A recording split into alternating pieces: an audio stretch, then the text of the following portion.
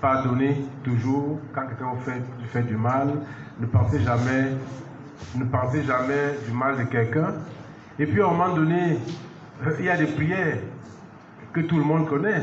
Hein? Il ne faut pas pécher par, en pensée, ni en pensée, ni en parole, ni en action.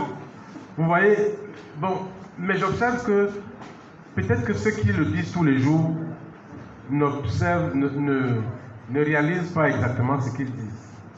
Alors donc je me dis, je vais mettre un peu de piment dans mon œuvre en donnant un titre qui va faire exploser peut-être le monde.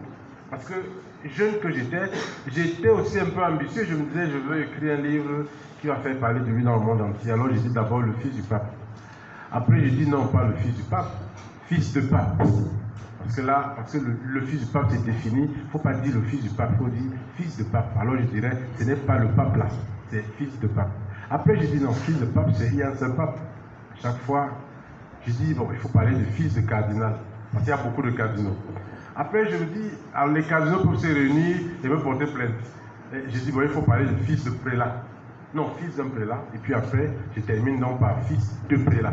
Parce que prélat, vous voyez, c'est pas seulement les catholiques, c'est les dignitaires ecclésiastiques, un pasteur, n'importe quel homme de Dieu est un prélat. Donc, c'est comme ça que je décide donc de cette dénomination finale de mon titre qui s'appelle fils prélat. Merci, monsieur Abanda.